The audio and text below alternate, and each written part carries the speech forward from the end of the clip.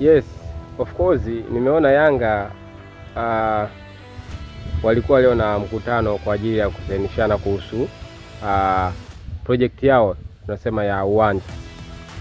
Unajua hizi timu zetu zote, kwa mfano Simba, Yanga, mara nyingi waga wanakuja na mjadala wa kutaka kujenga uwanja. Kweli wanakuwa na nia, sema changamoto inaokuja mwisho wa siku uwanja unaishia kwenye laptop.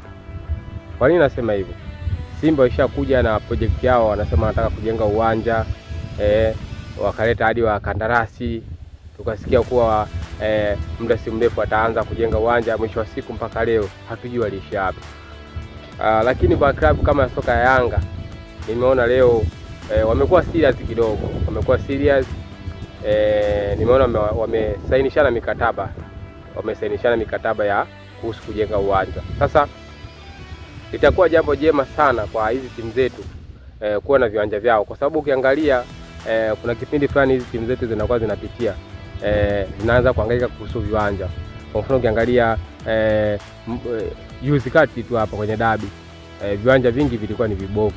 Sasa mpaka dabi kaenda kuchezwa katika uwanja wa Meja Isamuhyo, uwanja ambao haukukidhi kabisa kuchezewa kwa dabi. Sasa light leo Yanga au Simba wangekuwa na uwanja wao, maana yake wangekuwa wanachezea kwenye uwanja wao. Niwapongeze sana klabu ya soka ya Yanga kwa kuja na mradi project nzuri ya kujenga uwanja, na wasisitiza wajenge kweli, wasiweke maneno mbele, maana timu zetu waga zimebezi kwenye maneno kuliko vitendo. Vitendo waga vinakuja baadaye.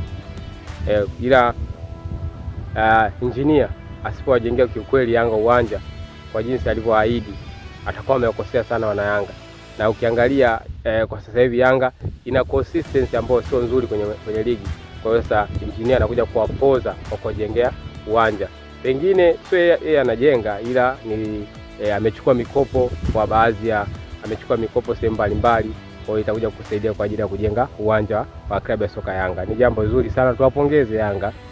Ila wasije kuja kutuuza, wasituigizie au wasituletee maigizo.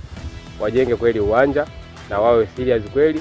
Tuone baada ya miaka 5 Yanga anacheza katika uwanja wake wa nyumbani wa Kaunda, kama walivyosema Kaunda Stadium.